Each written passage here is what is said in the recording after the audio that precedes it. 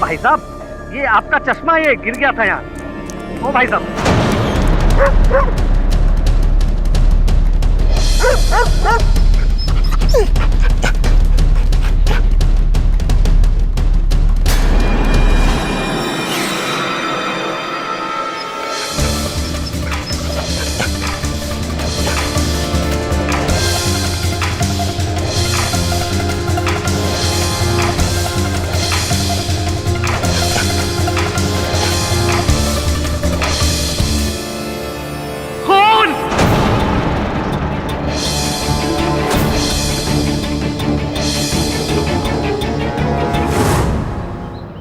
आसपास देखो, कोई सबूत छूटना नहीं चाहिए।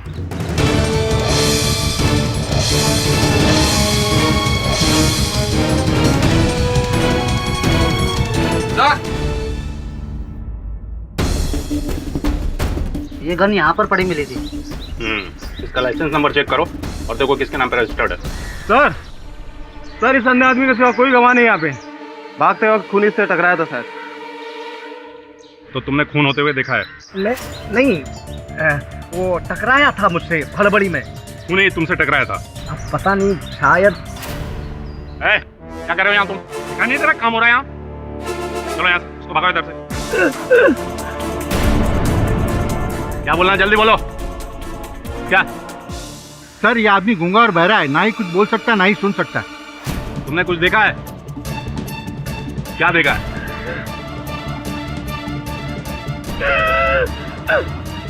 उन्हीं को देखा है?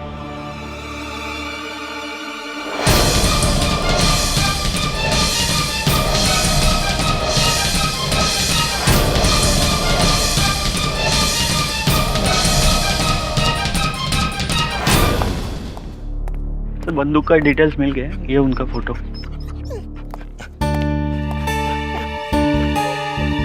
तुम इससे देखोगे तो पहचान जाओगे?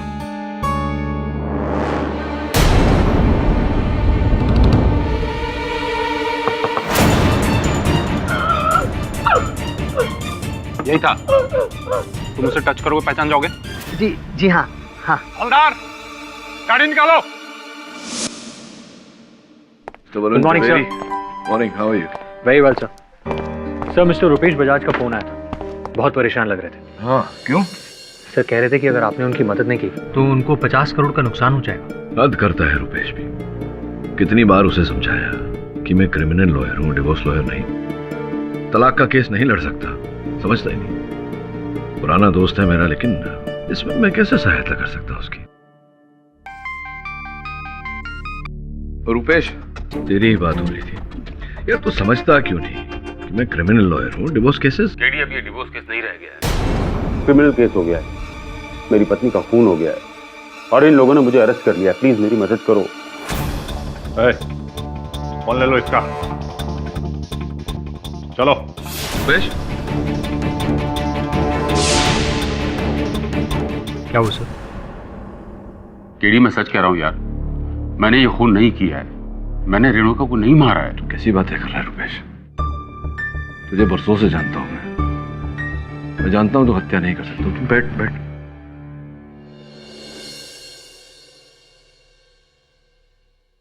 देख अब्बा, तुझ पर आरोप तो लगाया गया है, मुकदमा तो लड़ना पड़ेगा।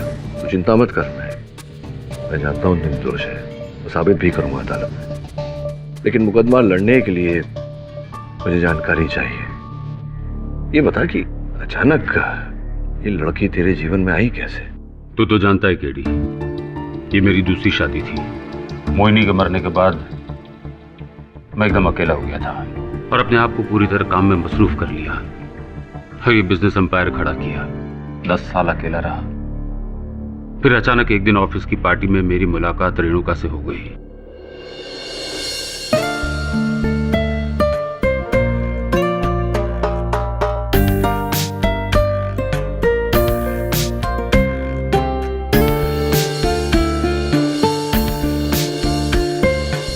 हम जल्दी एक दूसरे के काफी करीब आ गए।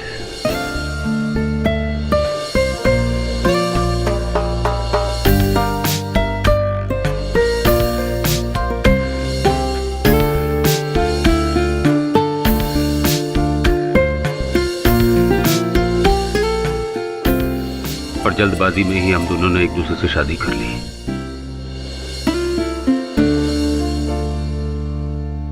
पर शादी के कुछ दिनों बाद मुझे पता चला कि उसने मेरे प्यार के लिए नहीं, मेरी दौलत के लिए मुझसे शादी की थी। आखिर तुम्हें इतने पैसे चाहिए क्यों? बताओ मुझे। देखो रुपेश, मुझे तुम्हारे साथ कोई बहस नहीं करनी। चेक निकालो और साइन करो। नहीं, तुम्हें बताना होगा कि तुम्हें इतने पैसे क्यों चाहिए। देखो, या तो तुम पैसे दे दो या फिर क्या? अलग हो जाते हैं। Divorce Rupesh, let's get separated. उसकी तरफ से प्यार तो शायद शुरू से ही नहीं था, और हमारे झगड़े दिन ब दिन बढ़ते गए। बेमतलब की लड़ाइयां हर रोज, हर वक्त।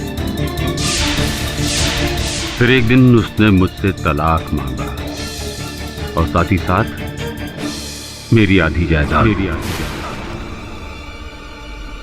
आधी जायदाद किस बिना पर मांग रही थी वो? तलाक तो उसने मांगा था। शादी से पहले एक दिन बातों ही बातों में मैंने उससे वादा कर दिया था कि मैं उसे आधी जायदाद की मालकिन बना दूंगा। बस तब से अब तक वकीलों के चक्कर काटता फिर रहा हूं। ये बता कि उस दिन हत्या के दिन क्या क्या हुआ था? रेनू कहा तेरे बंगले पे कैसे, तू कहाँ था, ये सब बता। उसने मुझे बुलाया था। उसने मुझे फोन पर कहा कि कुछ जरूरी बातें करनी है। फोन पर बताने को तैयार ही नहीं थी, तो मैंने उसे वहां आ जाने के लिए कहा। तूने बुलाया था उसे बंगले? हाँ, पर मैं वहां गया ही नहीं था। ये खून मैंने नहीं किया है केडी। ये लोग मुझ पर झूठा इल्जाम लगा रहे हैं। केस तो तेरा पेचीदा है रुपेश, पर तू चिंता मत कर। मैं जानता हूं कि तू निर्दोष है, और तेरे दोस्त केडी पाठक के होते हुए किसी निर्दोष को सजा नहीं हो सकती। योर लॉर्डशिप, ये पैसा बहुत गंदी चीज है, और जिस आदमी को इसकी लालच हो जाए, ओहो हो, उसके सामने तो रिश्ते की भी कोई अहमियत नहीं है। पैसा एक आम आदमी के लिए जरूरत है तो रईस के लिए शौक होता है। हमारे आज के इस केस में इस बात पर खास ध्यान दिया गया, नजर डाली गई कि पैसे के लिए आदमी किसी भी हद तक जा सकता है, और मिस्टर रुपेश बजाज ने पैसे के लिए अपनी पत्नी का खून कर दिया। Your lordship. Objection your honour. ये मुकदमा अभी प्रारंभ भी नहीं हुआ, और अभियोग पक्ष महोदय मेरे मुवक्किल पर दोषी होने का आरोप लगा रहे। रुपेश जी और रेणुका जी का विवाह विच्छेद होने वाला, किंतु ये ऐसा कानूनी रीत से करना चाहते थे, हत्या करके नहीं।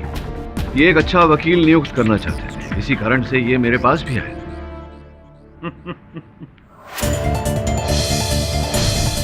ये वो हथियार है, रजिस्टर्ड हथियार, जिससे कि वो कत्ल हुआ है, और ये हथियार जनाब रुपेश बजाज साहब के नाम रजिस्टर्ड है। राइट हुजूर, मेरे पास ये कुछ सबूत हैं, ये कागजात हैं जिस पर इनकी उंगलियों के निशानात भी पाए गए हैं इस हथियार पर। ये मैं आपकी नजर करता हूं। ये मेरा ही रिवॉल्वर है, पर मैं नहीं जानता कि ये मौका वारदात पर कैसे पहुंचा। एक बार मेरी गाड़ी में से सामान चोरी हुआ था, तो उसके बाद से मैं ये सिक्योरिटी के तौर पर रखने लगा हूं, लेकिन आज तक कभी इस्तेमाल नहीं किया। योर ऑनर, इनका रिवॉल्वर घटनास्थल पर कैसे पहुंचा इसके तो अनेक रास्ते में निकाल सकता हूं। तो ओके, एक मिनट। तो फिर जनाब केडी साहब, इसके बारे में आप क्या कहेंगे? योर ऑनर, ये रुपेश जी के बंगले की चाबियां हैं, जहां पर रेणुका जी का खून हुआ था। क्यों रुपेश जी, ये आपके बंगले की चाबियां हैं ना? जी हाँ, ये मेरे ही बंगले की चाबियां हैं, पर मैं बहुत महीनों से वहां गया नहीं हूँ, पता नहीं कहाँ रखी थी। योर ऑनर, रुपेश जी का पूरा ध्यान इनके काम में रहता था। ये छोटी छोटी चीजें, चाबी कहाँ गई, चाबी कहाँ रखी हैं, गाड़ी कहाँ पार्क की, ये अक्सर भूल जाया करते थे। और इस बात की पुष्टि करने के लिए मैं रुपेश जी की सेक्रेटरी लीसा को कटघरे में बुलाने की अनुमति चाहता हूँ। अनुमति है।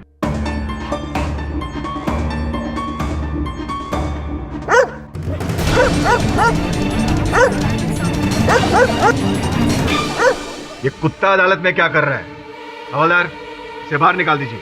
योर ऑनर, ये मेरा है, मैं देख नहीं सकता ना, तो यही मेरा सहारा है, लेकिन ये पूरी तरह ट्रेंड है मेरे साथ रहने के लिए। योर ऑनर, ये इस केस का बहुत ही महत्वपूर्ण गवाह है। इसलिए मैं आपसे दरख्वास्त करता हूं कि प्लीज मुझे इसका मतलब ये हुआ कि जब तक ये रहेंगे तब तक ये कुत्ता भी रहेगा। मैं इसे संभाल लूंगा, कोई परेशानी नहीं होगी। इसे यही रहने दीजिए प्लीज। और अगर परेशानी हुई तो मैं दोबारा बर्दाश्त नहीं करूंगा। कार्रवाई आगे बढ़ाइए। रीना जी, आप रुपेश जी की सेक्रेटरी हैं। कैसे बॉस हैं रुपेश जी? बहुत अच्छे हैं। 15 इयर्स का वर्क एक्सपीरियंस है मेरे पास, लेकिन मेरे इंटायर करियर में इनके जैसा अच्छा बॉस मैंने कभी नहीं देखा। कभी किसी से ऊंची आवाज में बात नहीं की, कभी कोई बदतमीजी नहीं। सुना है कि इन्हें और इनकी स्वर्गीय धर्मपत्नी को अभी ने मिलाया था इन दोनों को। जी, यही मुझसे बहुत बड़ी गलती हुई। रेणुका बहुत खुदगर्ज थी, मुंह पे कुछ और पीठ पीछे कुछ और। नहीं मतलब फिर कैसे जानती थी आप इनकी स्वर्गीय धर्मपत्नी को? वो एक्चुअली मैं और रेणुका एक पीजी में साथ रहते थे। वो तभी एक स्ट्रगलिंग मॉडल थी। कुछ ही दिन में हम दोनों की दोस्ती हो गई और फिर दोस्ती में रेस्टोरेंट्स, डिस्को, पार्टीज, कॉफी वगैरह। सहेली थी आपकी रेणुका। तो रेणुका को रुपेश जी से आपने कब मिलाया, कैसे मिलाया? एक्चुअली एक शाम हमारे ऑफिस में पार्टी थी। रेणुका उस दिन घर पे थी तो मैंने सोचा उसे भी ले चलती हूँ। बॉस ने रेणुका को देखा और देखते ही उनसे प्यार करने लग गए और देखते देखते दोनों की शादी हो गई।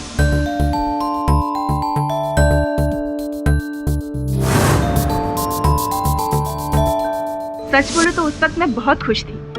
मेरे बॉस और मेरी best friend, it's such a great feeling. Your witness prosecution.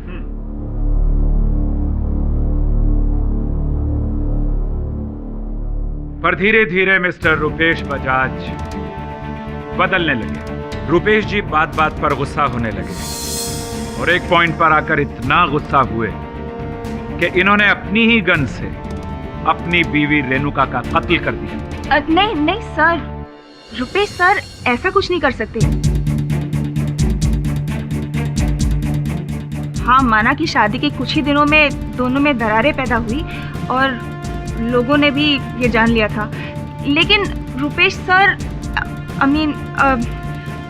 इन्होंने जो कुछ भी किया वो उनकी गलती नहीं थी। रुपेश सर बहुत अपसेट थे। इतने पैसे किस लिए चाहिए?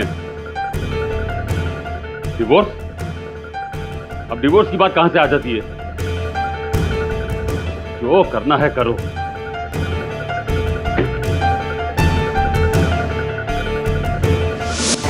आपका क्या मतलब है कि आप कुछ नहीं कर सकते? वो औरत मेरी आधी जायदाद मुझसे छीनना चाहती है।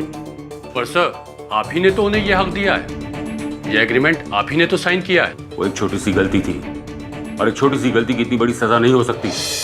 पूरे 50 करोड़ की बात कर रहा हूं मैं, कुछ करो। आई एम सॉरी, अब तो कुछ नहीं हो सकता। लगता है केडी के अलावा और कोई कुछ नहीं कर सकता मेरे लिए।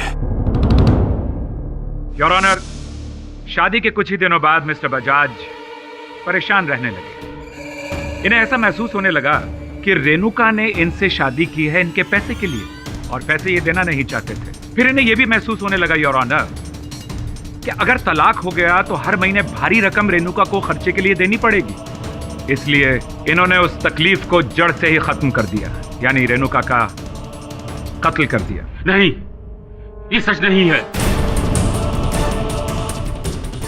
माना कि मैं उसके साथ खुश नहीं था, मगर मैंने उसका खून नहीं किया। मिस्टर बजाज, आप चुप रहिए। जब पूछा जाए तभी बोले। ये लॉर्डशिप, मैं इन्हीं के ऑफिस के पियोन मिस्टर मयूर को यहां बुलाना चाहूंगा। इजाजत है।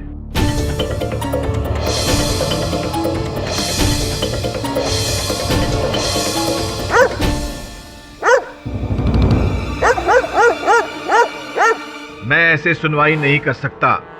इस कुत्ते को बाहर ले जाइए। क्षमा कीजिएगा, ये कभी ऐसा नहीं करता है। पता नहीं आज इसे क्या हो गया है। जो भी हुआ है बाहर जाकर देखिए। जी, मैं लेकर जाता हूं इसे बाहर।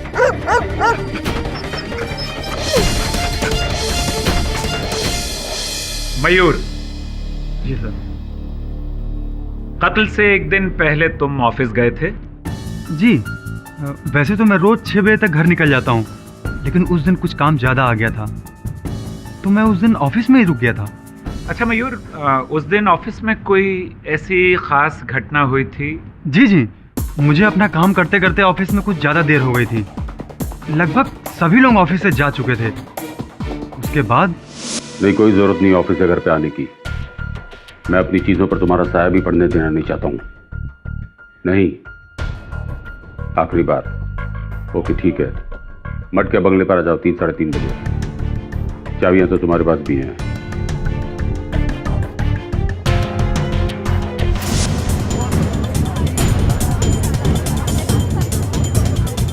रुपेश ने बहुत कोशिश की कि मामला कोर्ट के बाहर म्यूचुअली सेटल हो जाए, लेकिन ऐसा नहीं हुआ। इनकी पत्नी रेणुका मानने के लिए तैयार ही नहीं। मामले को हाथ से निकलता देख रुपेश जी ने हमेशा के लिए रेणुका जी की जबान खामोश कर दी। मैंने मिलने के लिए नहीं बुलाया था उसे, उसने मुझे बुलाया था और मैंने ये खून नहीं किया। देखिए बजाज साहब, आपको 12 ताकीद की जा चुकी है, इल्तिजा की जा चुकी है कि आप तभी जवाब दें जब आपसे पूछा जाए। मैं बोलूं अगर आपको आपत्ति ना हो। जी प्लीज प्लीज। योर ऑनर, अभियोग पक्ष महोदय, ये जो 2 और 2 को जोड़कर 5 बना रहे हैं, इसका कोई अर्थ नहीं है। रुपेश जी के विवाह विच्छेद का केस अदालत में चल रहा था, कुछ ही दिनों में परिणाम आने वाला था। इस मोड़ तक पहुंचकर वो अपनी पत्नी की हत्या क्यों करेंगे? अगर अपनी पत्नी की हत्या करनी होती तो पहले ही कर देते। जनाब केडी साहब, इसका भी जवाब है मेरे पास। मैंने अभी अभी अदालत को बताया और पहले भी बता चुका हूं कि इन्होंने 12 ये कोशिश की कि अपनी पत्नी से सुलह कर लें, लेकिन मामला सुलझ नहीं रहा था। मामले को उलझते देख योर ऑनर, बजाज साहब ने अपनी पत्नी को खत्म करने के लिए बहुत ही घटिया तरीके का इस्तेमाल किया। कुरैशी साहब, एक बात बताइए जी। क्या मेरे मुवक्किल के मुख पर मूर्ख लिखा हुआ है? मैं पूछ रहा हूँ क्योंकि अगर इन्हें हत्या करनी होती तो ये क्यों अपनी पत्नी को अपने ही घर बुलाते, उनकी हत्या अपनी ही लाइसेंस रिवॉल्वर से करते, ताकि सारे साक्ष्य इनके विरुद्ध संकेत दें। लेकिन अक्लमंद लोग ही कभी कभी बेवकूफाना हरकत किया करते हैं केडी साहब। वैसे फॉर योर काइंड इंफॉर्मेशन, मेरे पास 2 बड़े पुख्ता सबूत हैं जनाब। अदालत से मैं गुजारिश करूंगा कि 2 ऐसे गवाहों को मैं बुलाना चाहूंगा जो कत्ल के वक्त वहां मौजूद थे जहां बजाज साहब अपनी बीवी का कत्ल कर रहे थे। पहले गवाह संतोष कुमार। सर, वो मैं बंगले के बाहर बस स्टॉप पर खड़ा था। अचानक गोली चलने की आवाज आई। टफी मेरे को उस तरफ लेकर गया और इसी हड़बड़ाहट में मैं उस आदमी से टकरा गया। संतोष, कुछ याद आता है कैसा था वो आदमी? मतलब उसका शरीर, क्या बनावट, क्या कैसा था? जी हाँ, वो हट्टा कट्टा था। योर ऑनर, इनके विवरण के अनुसार तो वो व्यक्ति मैं भी हो सकता था। हट्टे कट्टे सैकड़ों लोग हैं इस शहर में, कोई भी हो सकता था। वेल केडी साहब, मेरे पास एक और भी सबूत है। एक मिनट संतोष, जब तुम उनसे टकराए हट्टे कट्टे आदमी से, उसने क्या पहना हुआ था? कहीं कोई बात याद आती है कि क्या था उसके शरीर पर? जी, वो उस दिन, हाँ, उन्होंने सूट पहना हुआ था। Just a moment.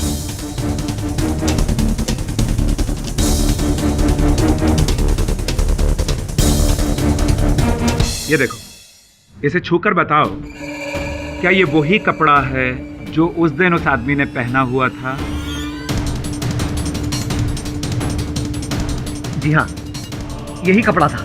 यकीनन? जी हाँ, मैं अंधा हूं, देख नहीं सकता, लेकिन एक बार कुछ सुन लिया, सूंघ लिया और महसूस की हुई किसी भी चीज को मैं कभी नहीं भूल सकता।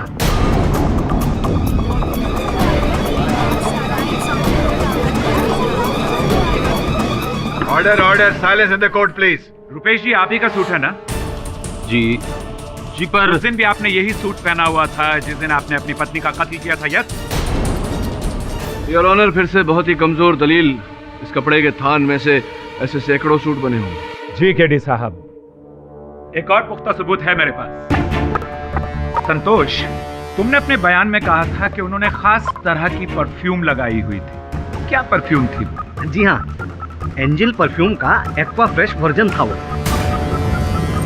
जज साहब, अब मैं लीजा से कुछ सवाल करना चाहूंगा। लीजा, ये रुपेश जी को एक अजीब आदत है, तुम तो इनके साथ काम करती हो, तुम्हें तो पता होगा, ये परफ्यूम के बारे में कुछ अजीब सी आदत है इनकी। जी, एक्चुअली रुपेश सर को भूलने की आदत है।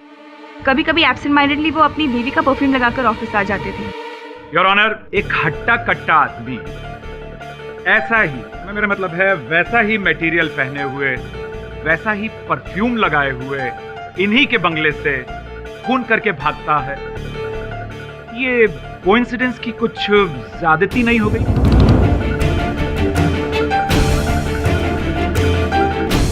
Thank you very much Lisa, thanks a lot. Your honour, अगर प्रोसिक्यूटर साहब को आपत्ति नहीं है तो मैं संतोष जी को एक बार कटघरे में बुलाकर उनसे प्रश्न करना चाहूंगा। अनुमति है। तो संतोष जी बताइए कि ये जो सुगंध को पहचानने का हुनर है, ये कैसे प्राप्त किया? वकील साहब, एक बात बोलूं? बताइए ना। मेरे घर वाले कहते हैं कि मेरी सूंघने की शक्ति बहुत अच्छी है। मेरी बेटी तो एक कॉस्मेटिक की दुकान में काम करती है, इसलिए मुझे परफ्यूम की अच्छी समझ है। अच्छा, राइट। रुकिए जरा, मैं आता हूं।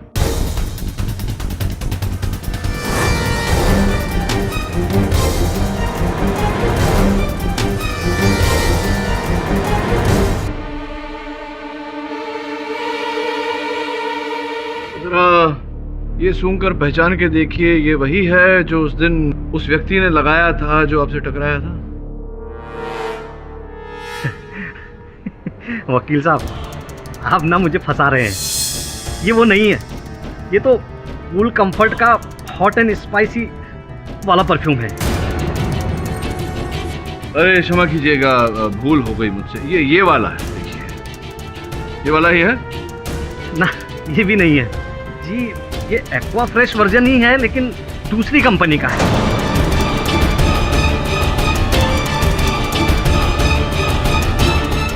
योर ऑनर, मैं मानता हूं कि संतोष जी सुगंध भली भांति पहचान सकते हैं, किंतु इससे यह प्रमाणित नहीं होता कि मेरे मुवक्किल हत्या के दिन घटनास्थल पर थे। मैं नहीं था योर ऑनर, मैं वहां नहीं था। जब ये हादसा हुआ तब मैं होटल सी व्यू में था। होटल सी व्यू? कोई सबूत है आपके पास? हाँ है। उस वक्त मैं अपने भतीजे अभय के साथ वहां पर था, आप उससे पूछ सकते हैं। बल्कि जब पुलिस ने मुझे अरेस्ट किया था तब मैं वहीं था। ये सच कह रहे हैं, ये उस दिन मेरे साथ होटल में ही थे। अभय, जरा दिमाग पर जोर डालकर सोचो कि उस दिन 3 से 3:30 बजे के दरमियान तुम्हारे अंकल तुम्हारे साथ होटल के कमरे में थे या नहीं? वो एक्चुअली उस दिन मेरे को मेरी फ्रेंड का फोन आया था, तो 2:30-3 बजे के करीब मैं उससे मिलने चला गया। उस टाइम अंकल रूम में अकेले ही थे। जैसे मैंने कहा था योर ऑनर, इस बात का कोई सबूत नहीं है कि अभय के जाने के बाद मिस्टर रुपेश होटल के कमरे में थे या नहीं। हो सकता है कि चुपके से अपने बंगले में जाकर अपनी पत्नी का खून करके वापस होटल के कमरे में आ गए।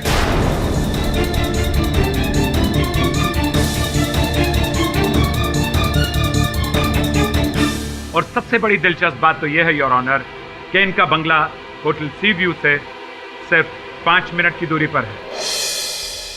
योर ऑनर, अगर मेरे पास रुपेश जी के उस होटल के कमरे में होने का कोई सबूत नहीं, तो अभियोग पक्ष के पास भी इनके घटनास्थल पर होने का कोई सबूत नहीं। सबूत है केडी साहब मेरे पास। योर ऑनर, मैं अपने अगले चश्मदीद गवाह कमलेश प्रधान, जो गूंगे और बहरे हैं, उन्हें कटघरे में बुलाने की इजाजत चाहूंगा। इजाजत है? योर ऑनर, ये मिस प्रतीक्षा है, इंटरप्रेटर है। कमलेश की साइन लैंग्वेज अदालत को समझाएंगे। प्रतीक्षा जी, पूछिए जरा, उस दिन इन्होंने क्या देखा?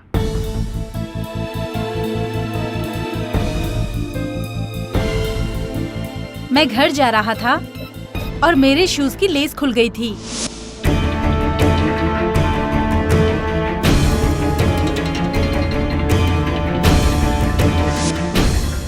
योर ऑनर, मैं इनसे पूछना चाहता हूं कि अगर इन्होंने हत्यारे को देखते ही पहचान लिया तो फिर उसे पकड़ा क्यों नहीं?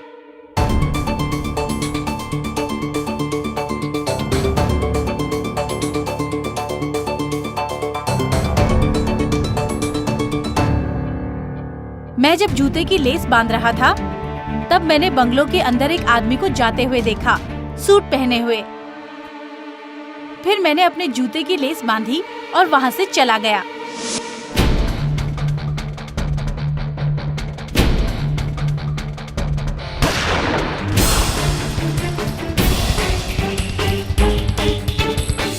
योर ऑनर, ये सारा का सारा हादसा लगभग 2 मिनट के भीतर हुआ।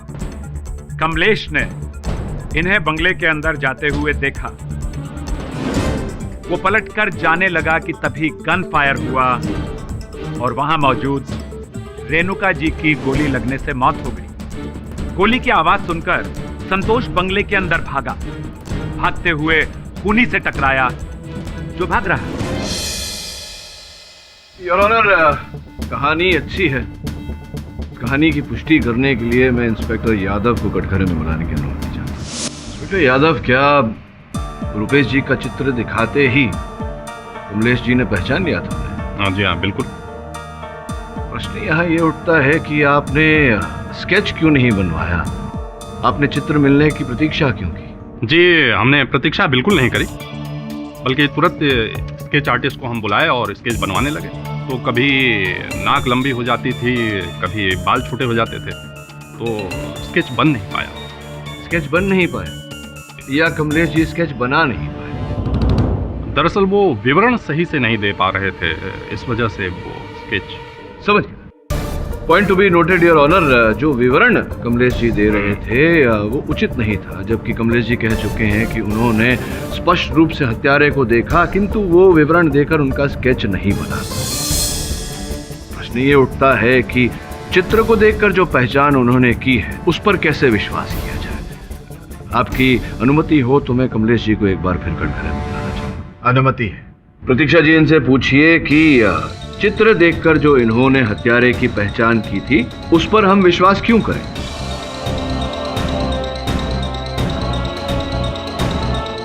क्योंकि मुझे पूरा यकीन है कि ये वही है और ये वही है। अच्छा, इनसे पूछिए कि इन्होंने स्पष्ट रूप से देखा था उस दिन इन्हें ही? हाँ। इन्होंने देखा था कि उस दिन वो व्यक्ति चश्मे पहने हुआ था कि नहीं? तो किस प्रकार के चश्मे पहने थे उस व्यक्ति ने? बड़ा चश्मा था और उसमें फ्रेम नहीं था। धन्यवाद, आप बैठिए। योर ऑनर, इस घटना को मैं अभी एक आकृति के द्वारा समझाना चाहूंगा। Permission granted. योर ऑनर, ये रुपेश जी का बंगला है। ये बंगले का मेन गेट, बंगले के मेन गेट के पास बस स्टॉप है जहां पर संतोष जी खड़े थे अपने कुत्ते के साथ। कमलेश जी यहां से आ रहे थे और संभवतः इसी गेट से उन्होंने हत्यारे को अंदर जाते देखा।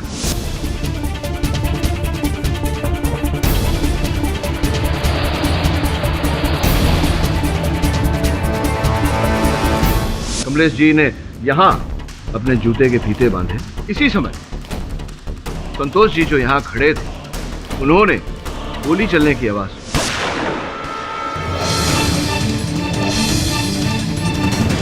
मुख्य द्वार से उन्होंने प्रवेश किया और यहां पर कहीं वो हत्यारे से टकराए। अंदर जाते ही उन्हें लाश प्राप्त हुई और उन्होंने शोर मचाकर बाकी लोगों को बुलाया। कमलेश जी भी पीछे पीछे बंगले के अंदर आ गए। योर ऑनर, मिस्टर पाठक, ये सब हम सुन चुके हैं। इसे दोहराकर आप क्या बताना चाहते हैं? प्रश्न पूछना चाहता हूं कि ये पूरी घटना 2 मिनट के अंदर घटी। हत्यारा अंदर गया, रेणुका जी की हत्या की, वहां से भागते हुए संतोष से टकराया और फिर वहां से भाग गया। इस समय में चश्मे कब बदले हत्यारे ने? चश्मा? ये चश्मा कहां से आ गया? यही प्रश्न तो मैं संतोष जी से करना चाहता हूँ योर ऑनर। आपकी अनुमति हो तो उन्हें कटघरे में बुलाऊं। अनुमति है। संतोष जी, अपने कथन में आपने कहा था कि जैसे ही आपने बंगले के मुख्य द्वार से प्रवेश किया आपसे हत्यारा टकराया, जिसके कारण आप नीचे गिर गए। कुछ समय तक हत्यारे का चश्मा आपके हाथ में आया था।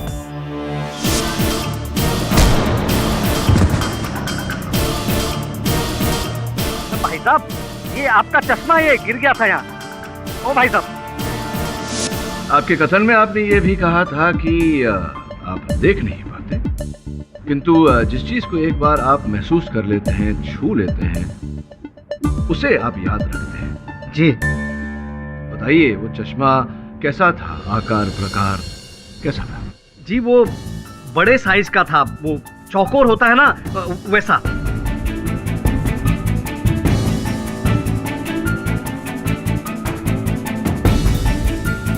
बड़े साइज का चौकोर चश्मा। जी धन्यवाद, बैठिए। योर ऑनर, दोनों गवाहों के कथन के बाद ऐसा लग रहा है कि या तो कमलेश जी ने किसी और ही व्यक्ति का वर्णन दिया है, उन्होंने ठीक से हत्यारे को देखा नहीं, या दोनों अलग अलग व्यक्तियों का वर्णन दे रहे हैं। आपका इशारा किसकी तरफ है?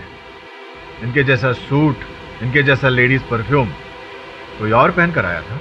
ये तो मैं नहीं जानता योर ऑनर, किंतु इतना जानता हूं कि हत्यारा जो भी बड़ा शातिर है। एक ही बार में उसने रेणुका जी और रुपेश जी दोनों से अपनी दुश्मनी निकाल ली। रेणुका जी की हत्या कर दी और उस आरोप रुपेश जी को फंसा दिया। मुझे संदेह है योर ऑनर कि ये रुपेश जी के निकट का ही कोई व्यक्ति है, ना इनके बंदूक तक कैसे पहुंचता।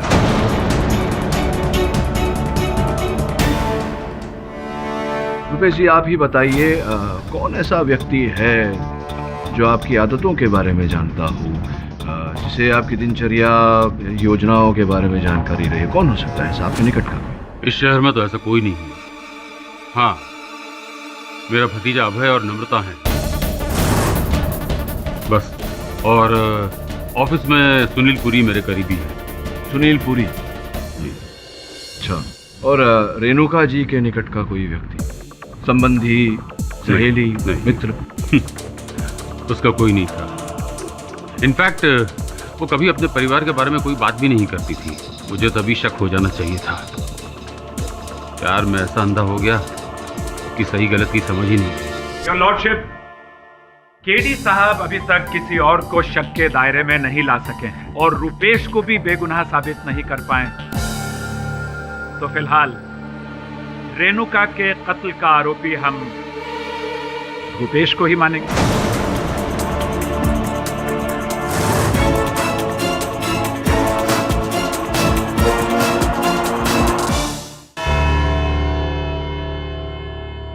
केस की पेचीदगी को समझते हुए यह अदालत मिस्टर पाठक को सबूत इकट्ठा करने के लिए 2 दिन का वक्त देती है।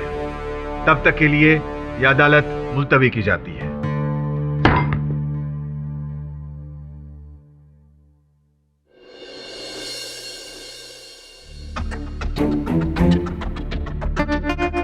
इस केस की कोई खोई हुई कड़ी है जो हमें दिखाई नहीं दे रही, मिल नहीं रही।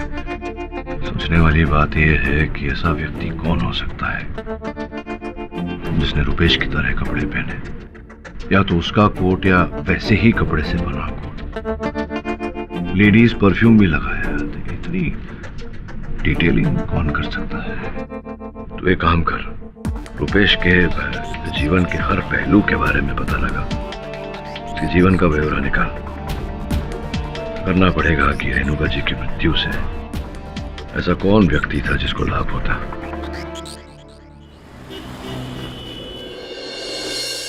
हाय, मेरा नाम वरुण है। मैं mister KD Pathak assistant.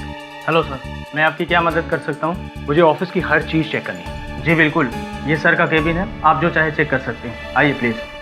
Thank you.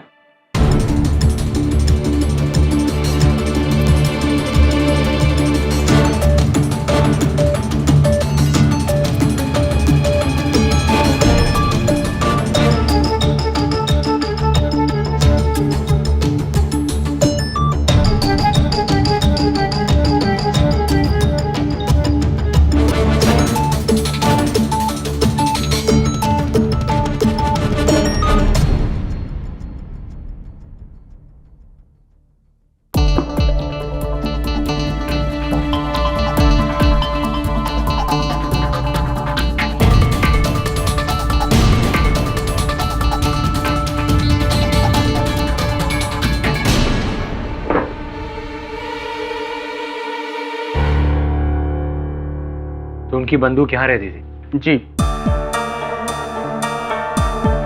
इसे लॉक करके नहीं रखते थे? अभी भी खुला हुआ? जी नहीं।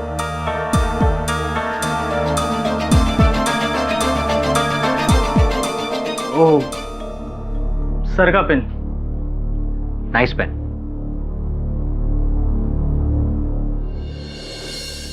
सर ये लीजिए।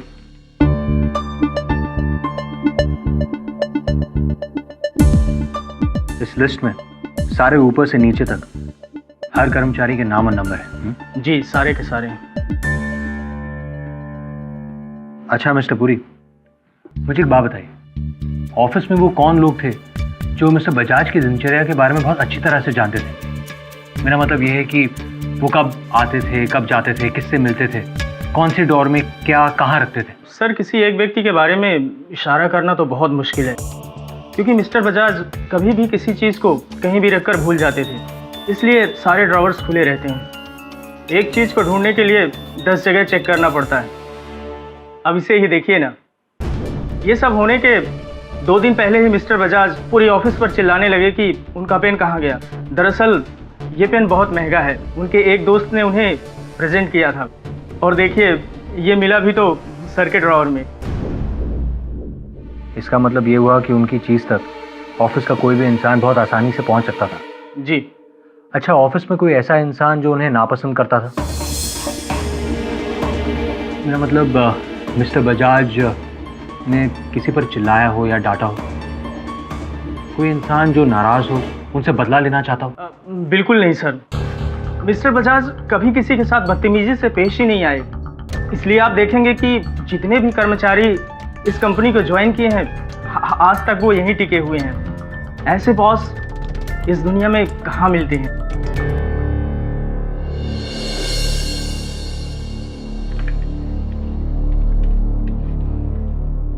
आइए आइए संतोष जी, आइए बैठिए। जी बिठाओ। जी धन्यवाद। देखिए ना, आज कितना शांत है ये। उस दिन अदालत में पता नहीं इसे क्या हो गया था। अदालत में इतने सारे लोगों को एक साथ देखकर चौंक गया होगा। जी शायद। हाँ संतोष जी, यहाँ आने का आभार मानता हूँ मैं आपका। आइए, आप तो उस दिन घटनास्थल पर थे, बाकी बातें तो आप अदालत में बता ही चुके हैं। कोई ऐसी बात जो आपको याद न रही हो, स्मरण न रहा हो, सोच के बताइए। जी तभी भागा, और मैं भी उसके साथ साथ बंगले की तरफ भागा। तभी एक आदमी मुझसे टकराया और उसका चश्मा मेरे हाथ में आया।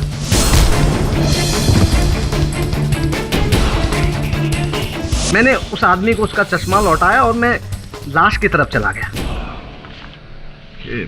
ये सारी बातें तो आप अदालत में कह चुके हैं। मैं पूछ रहा था कि इनके अतिरिक्त अगर बात कोई घटना घटी हो, कोई वाहन गया हो। जी हाँ, मैंने एक आवाज सुनी थी।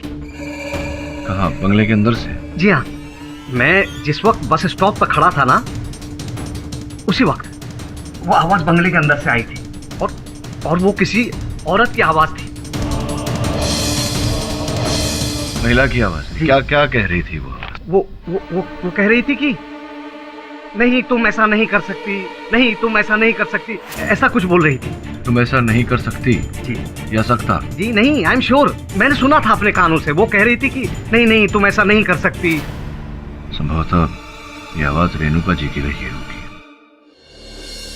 सब ठीक हो गया, अब रुपेश को कोई भी नहीं बचा सकता। वो टॉप का वकील केडी पाठक भी नहीं।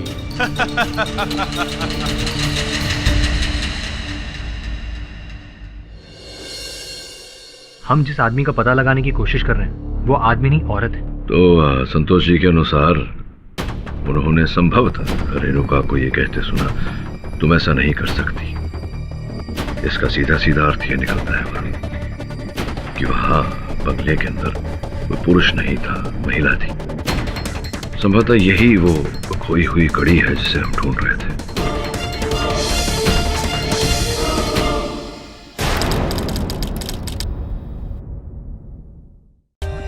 For more updates, subscribe to our channel, click the show links and enjoy watching the videos.